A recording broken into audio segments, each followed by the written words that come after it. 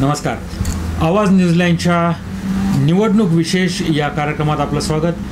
या कार्यक्रमाच्या अंतर्गत पिंपरी चिंचवड परिसरातल्या वेगवेगळ्या उमेदवारांना, स्थापितांना, नगरसेवकांना सगळ्यांना आम्ही थेट आणतो आपल्या भेटीस, कारण आपल्याला जाणून घ्यायचे नेमकं त्यांच्या मनात काय आहे, काय घडणार आहे या यंदाच्या महापालिकेच्या निवडणुकीत, काय वाटते मतदारांना आणि त्याचवेळी काय वाटते या सगळ्या दिग्गजांपासून अगदी इच्छुकांपर्यंत सगळ्यांनाच.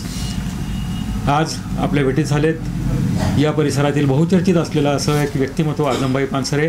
खरं तर यांच्याबद्दल अधिक काही सांगण्याची गरज पिंपरी चिंचवडकरांना मुळीच नाही आहे, कारण आपल्या कार्याच्या माध्यमातून आजमबाई सातत्यानं आपल्या समोर गेली काही वर्ष आहेत. तरीसुद्धा आत्ता जे चर्चेला उधाण आलं आहे गेल्या काही दिवसांपासून ते म्हणजे आजमबाई पानसरेंच्या BJPच्या प्रवेशापासून.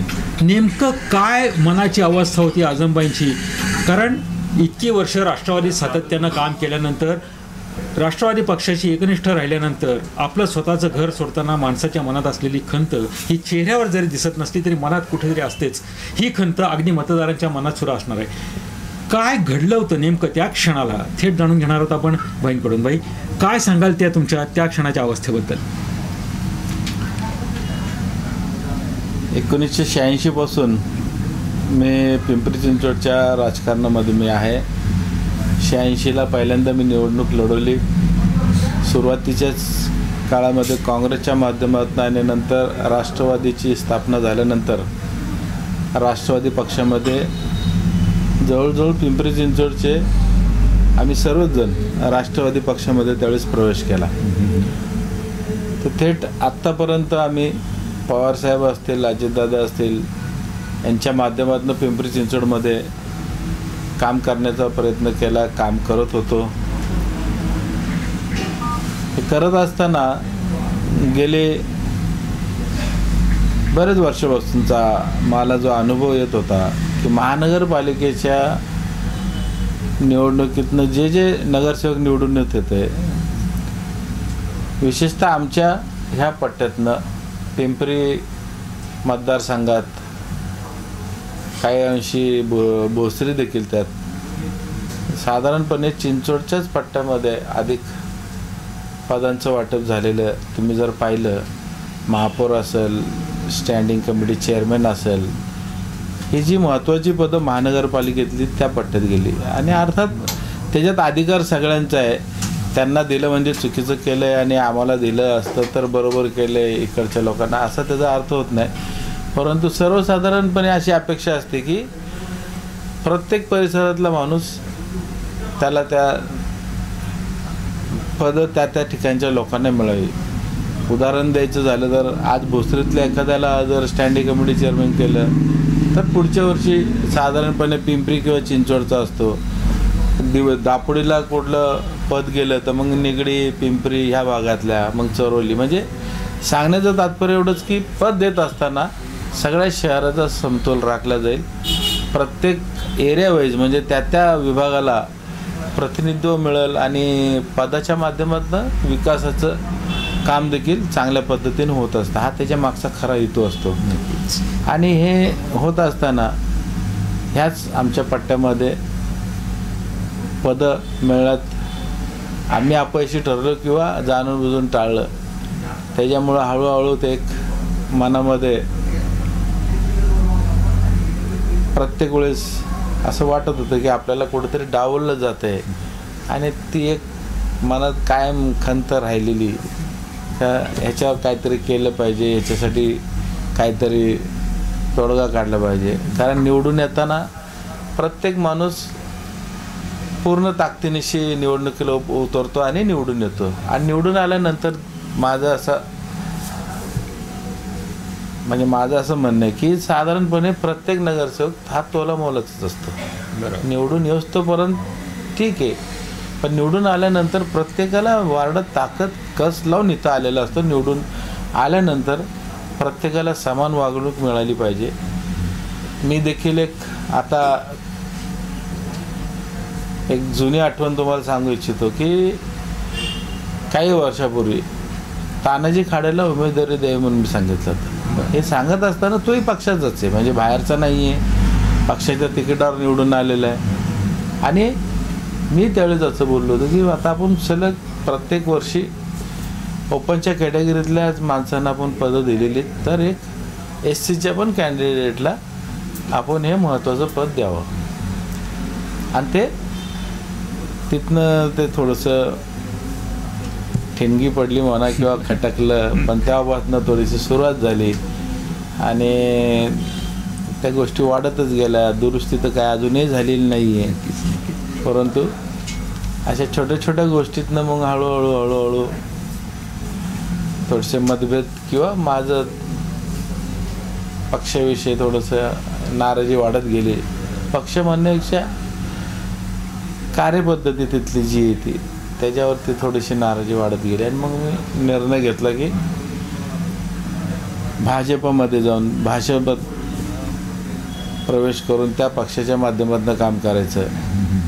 असं बोललं जातं की भाजप जातीवादी पक्ष आहे, हिंदुत्ववादी पक्ष आहे. हिंदुत्ववादी हा त्यांचा मुद्दा आहे, मान्य. परंतु आज मी ज्या लोकांशी बोलतो आहे, विशेषतः भाजपतले जे कोणी वरिष्ठ नेते आहेत त्यांच्याशी, तर आज त्यांना सर्व जाती जमातीच्या लोकांना घेऊन जाण्याची म्हणजे त्यांची तयारी.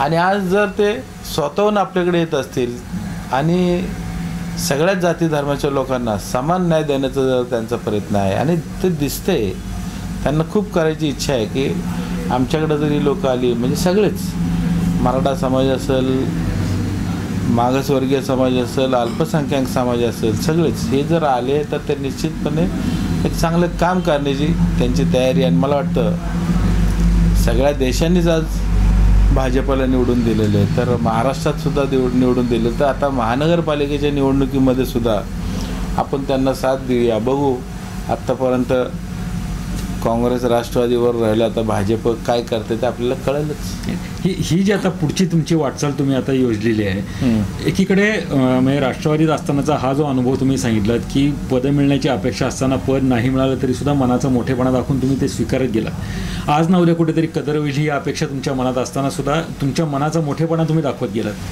तरी सुद्धा ही दरी वाढत गेली. ही दरी वाढत गेल्यानंतर आता भाजपमध्ये झालेला तुमचा प्रवेश आणि भाजप हिंदुत्ववादी असल्याचा आरोप होत असताना तुमचे अनुभव अजून काही वेगळं सांगताय, तुम्हाला स्वतःला येणारी अनुभूती काही वेगळी आहे, हेही तुम्ही आत्ता कबूल करताय. मग या सगळ्या पार्श्वभूमीवर येणाऱ्या निवडणुकीला आता भाजपकडून तुम्ही जेव्हा सामोरं जाणार आहे तेव्हा तुमचा अजेंडा नेमका काय असणार आहे, रणनीती काय असणार आहे आपली? मी माननीय मुख्यमंत्र्यांना जाऊन भेटलो, त्यांच्या उपस्थितीतच मी पक्षामध्ये प्रवेश केलेला आहे. आणि मी इथेही काम करत असताना, पवारसाहेब असतील, अजितदादा असतील, इथेही काम करत असताना मी सर्वसाधारण पिंपरी चिंचवडच्याच कामांना महत्त्व दिले आणि त्याच्यानंतर जे आमच्या इथले जे स्थानिक लोक असतील, बाहेरचे लोक असतील, ह्यांच्या कामाकडं विशेष असं लक्ष दिलेलं आहे. आजही माझी हीच मागणी राहणार आहे की आम्हाला पिंपरी चिंचवडकरांना ज्या वेळी शासनाची गरज असेल त्या त्यावेळी शासनाने मदत करावी. पिंपरी चिंचवडमधल्या ज्या काही गरजा असतील किंवा जे ह्या शहरामध्ये आत्तापर्यंत बरीच जी कामं झालेली आहेत, परंतु अजूनही काही जे उणीव आहेत त्या भरून काढण्यासाठी आम्हाला त्यांची मदत लागेल. आणि मला विश्वास आहे, मी ज्यावेळेस त्यांच्याशी बोललो आणि त्यांनी ज्या आत्मविश्वासाने आम्हाला जो मान सन्मान आणि ज्या पद्धतीने आम्हाला वागणूक दिली त्याच्यावरनं मला खात्री आहे की पिंपरी चिंचवडकरांसाठी जे करणं शक्य आहे ते निश्चितपणे भाजप करेल. हा विश्वास मला पटल्यामुळेच मी भाजपमध्ये प्रवेश केला. नुकतीच भारती चव्हाणांची पत्रकार परिषद झाली, त्याच्यामध्ये त्यांनी राष्ट्रवादीच्या आत्ता असलेल्या काही नेतेगणांवरती खूप सारे काही आरोप केलेले आहेत. कदाचित आपल्या कानावर बातमी आली असेलही. मुद्दा आता असा आहे की आपण राष्ट्रवादीत एवढी वर्ष होतात, आपल्याविषयीचं जनमत वेगळं आहे, आपल्याविषयीचा कार्यकर्त्यांचा अनुभव वेगळा आहे. हे सगळं असताना ही जर राष्ट्रवादीमधली अंतर्गत खतखत असेल, ही खतखत आत्ता निवडणुकीत बाहेर पडेल का? मतदारांवरती काय परिणाम होईल का? काय वाटतं आपल्याला? त्यांनी ते पत्रकार परिषद घेऊन काल जे काय बोलायचं ते त्यांच्या मनातली खतखत त्यांनी व्यक्त केलेली आहे. मला असं वाटतं की आता ह्या निवडणुकीमध्ये, महानगरपालिकेच्या निवडणुकीमध्ये आपण जर पाहिलं तर आज 2 खासदार, 2 आमदार आणि 1 अपक्ष आमदार हे सगळेच विरोधी पक्षाचे आहेत. म्हणजे सर्वसाधारण ह्या शहरामधल्या मतदारांनी राष्ट्रवादी आणि काँग्रेसच्या विरोधात आपला कौल दिलेला आहे. मला असं वाटतं की ह्या महानगरपालिकेच्या निवडणुकीमध्ये भाजप आणि जर युती झाली तर भाजप शिवसेना यांच्याच मागे मतदार उभा राहील. कारण विकास करत असताना जे विजन लागतं आणि पिंपरी चिंचवड शहरामध्ये जे काम करणारे लोक आहेत, आता उदाहरण द्यायचं झालं तर आता आमदार लक्ष्मणभाऊ जगताप हे बरोबर होते सुरुवातीपासून. मी 86पासून बरोबर आहे. अजूनही बरीचशी अशी बाकीची जी मंडळी आहेत जी या पक्षामध्ये आता भाजपमध्ये आहेत. तर आज जो फायदा त्या पक्षामध्ये झालेला पक्षाचा झालेला आहे आणि शहराच्या कामामध्ये झालेला आहे, आता मला वाटतं त्याचा अनुभव आणि आज आम्ही ह्या पक्षामध्ये असल्यामुळं निश्चितपणे भाजपला जर सत्ता दिली तर ह्या शहरामध्ये ज्या ज्या उणीवा आहेत त्या निश्चितपणे दूर करण्याचा आम्ही प्रयत्न करू आणि 100% चांगलंच काम करू. असताना एका पत्रकार परिषदेत जेव्हा तुम्ही मुख्यमंत्र्यांविषयी जे काही वक्तव्य केलं होतं की कदाचित BJPची ही लोक आमच्यावरती म्हणजे राष्ट्रवादीवरती खोट्या केसेस लावून आमच्या दबावतंत्र आणतील, नंतर तुमचा BJPत प्रवेश झाला, हे सगळं झाल्यानंतर तुम्हाला येणारे अनुभव काही वेगळे आले, त्यातनं तुमची मतं बदलली. या सगळ्या पार्श्वभूमीवर तुम्ही आज निवडणुकीला सामोरं जात आहे. जनतेचा कौल जो आहे एक आजमबाई पानसरेंकडे बघण्याचा, एक राजकीय व्यक्ती म्हणून असेल, एक तुमच्या परिसरातला खंबीर नेतृत्व म्हणून असेल किंवा माणसातला माणूस म्हणून असेल, या सगळ्या भूमिकेतून जनता आज तुमच्याकडे बघते. ह्या तिन्ही व्यक्ती तुमच्यामध्ये एकत्रित आहेत. आज ह्या एकत्रितपणाला स्वतःमध्ये सामावून घेऊन तुम्ही सामोरं जात आहे. मग प्रश्न राष्ट्रवादीचा नाही, प्रश्न भारतीय जनता पक्षाचा नाही, प्रश्न आहे आज आजमबाई पानसरे ह्या व्यक्तिमत्वामध्ये सामील असलेल्या या 3 गोष्टींचा. हे 3 एकत्रित घेऊन तुम्ही समोर निघालात. हे असताना आता यंदाचं मतदान हे व्यक्तिन्याय होईल, पक्षन्याय होईल, कमळाची लाट आहे, नरेंद्र मोदींची लाट आहे, नोटाबंदीचे परिणाम आहेत, सगळ्या गोष्टी जनतेच्या समोर आहेत. एक व्यक्ती म्हणून तुम्हाला काय वाटतं या सगळ्या पार्श्वभूमीवर? खरं तर पिंपरी चिंचवड तुमच्या प्रश्नाच्या ऐवजी मी ओव्हरऑल म्हणजे तुम्हाला पिंपरी चिंचवडबद्दल सांगू इच्छितो. बघा 86च्या दरम्यान आम्ही राजकारणाला सुरुवात केली. त्यावेळेस सुरुवात करताना मी विलास लांडे, संजोगजी वगैरे, लक्ष्मणभाऊ जगताप, श्याम वाल्लेकर, तात्या कदम, नानासाहेब शेतोळे ही म्हणजे आमच्या त्यावेळेची सिनियर मंडळी आणि कैलासवासी मधुकर पवळे, दिनकर दातीर पाटील, बरेचसे अजून नावं घेण्यासारखे आहेत. पिंपरी गावातले श्रीरंग शिंदे. हे सांगण्याचं तात्पर्य एवढंच की ही जी मंडळी होती काम करणारी 86पासून, तर हे 2 टर्म 3 टर्म नंतर बरेचसे जण ह्यातनं रिटायर झाले, किंबहुना त्यांचा वारसा त्यांच्या मुलांनी नंतर सुरू केलेले आहेत, पण ते राजकारणात अलिप्त झालेले आहेत. 86 ते आत्तापर्यंत जी ठराविक मी असेल, लक्ष्मणभाऊ असेल, विलास लांडे पाटील असतील, संजय वगैरे, अजूनही नाव काही राहिले असतील, पण अशी जी मंडळी राहिलेली आहेत आणि हे आम्ही या शहरामध्ये आत्तापर्यंत काम करतो आहे. मला सांगायला मनापासून आनंद होतो की मी शहरामध्ये काम करत असताना कधी पक्षीय राजकारण केलं नाही. हा भाजपचा, हा शिवसेनेचा, हा काँग्रेसचा, हा राष्ट्रवादीचा, हा बरोबर, हा चुकीचा, अशा पद्धतीने काम केलं नाही. आपल्या पिंपरी चिंचवड शहरामध्ये राहणारा मग कुठल्याही पक्षाचा असो किंवा कुणी असो, तो आपला आहे, आपल्या पिंपरी चिंचवडचा आहे.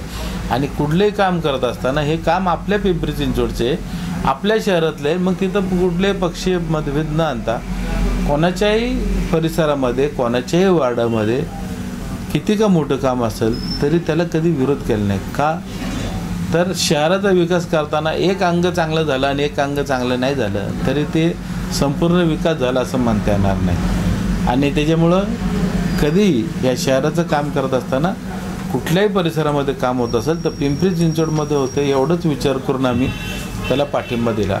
आणि त्याच्यामुळं माझे संबंध इतरही पक्षांमध्ये राहिले आणि वैयक्तिक हेवेदावे माझे कोणाशीच झालेले नाही सुरुवातीच्या काळापासून ते आजपर्यंत.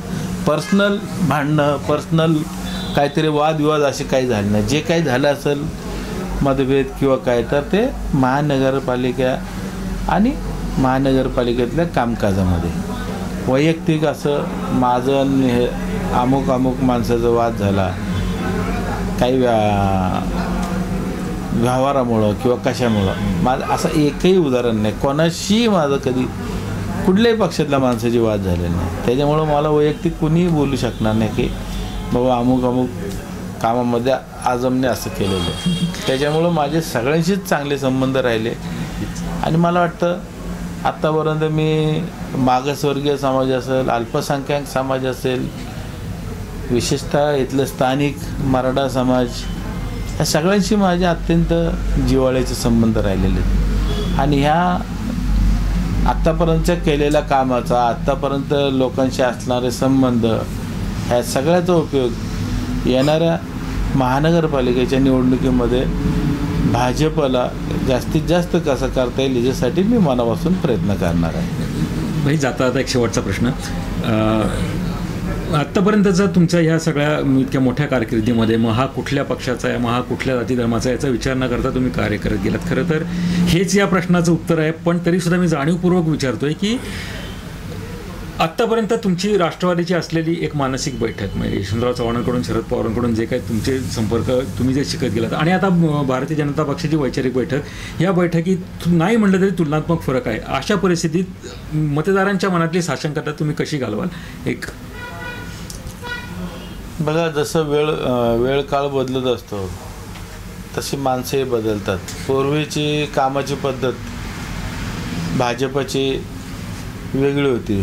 पूर्वी आपण पाहिलं की भाजपच्या मीटिंग वगैरे असं आम्ही ऐकू आहे, मलाही अजून तसं काही माहिती नाही, पण ते मीटिंग्स वगैरे म्हणे कधी कोणाला बोलत नव्हते. पण मी आल्यानंतर मी बघतोय मला प्रत्येक मीटिंगला बोलवलं आहे. प्रत्येक ठिकाणी असं झालंच नाही की बाबा मीटिंग झाली मग नंतर मला कळालेलं आहे. छोट्यात छोटं जरी काम असेल किंवा कुठलंही महत्त्वाचं असेल तरी मला लगेच निरोप मिळाला. म्हणजे ह्या 8-10 दिवसात किती दिवस झाले असतील प्रवेश होऊन, मॅक्झिमम 15 दिवस. 15 दिवसामधला जो अनुभव सांगतो, आत्तापर्यंत तरी कुठल्याही मीटिंगचा निरोप आला नाही किंवा कुठलीही मीटिंग मी गेलो नाही आणि मीटिंग घेतली असेही झाली. म्हणजे आवर्जून ते बोलवतात. मी जरी समजा थोडं लेट झालो तरी ते थांबतात. म्हणजे सांगण्याचं तात्पर्य एवढंच की ह्या ठिकाणी उलट वेगळा अनुभव येतो मला. म्हणजे इथं उलट एकमेकांना सांभाळून घेण्याचं, एकमेकांना बरोबर घेऊन जाण्याचं पद्धत आणि काम तशा पद्धतीने या ठिकाणी काम होताना पाहायला मिळते. आणि जर खरंच सगळ्यांना जर बरोबर घेऊन जाऊन व्यवस्थितपणे जर काम केलं तर पिंपरी चिंचवडमध्ये भाजपशिवाय इतर कुठल्याही पर्याय उरणार नाही. भाई, धन्यवाद. एकूणच या सगळ्या पार्श्वभूमीवर एवढी मोकळेपणानं भाईंनी आपल्याशी चर्चा केली आहे. मनात असलेल्या शंका बहुतेक सगळ्यांचे निरसन झाल्या असतील. कारण काय माहिती आहे, काय माहीत नाही, काय केलं आहे, काय केलं नाही, काय अपेक्षा आहेत स्वतःच्या, काय सांगायचं हे तेवढंच मोकळेपणानं आणि प्रांजळपणे भाईंनी समोर सांगितलं आहे. असं असताना सुद्धा निवडणूक समोर आली. या निवडणुकीला सामोरं जायचं आहे आणि अशाच काही पुढच्या व्यक्तींना घेऊन आपण पुन्हा भेटणार आहोत आवाजच्या आमच्या पुढच्या कार्यक्रमात.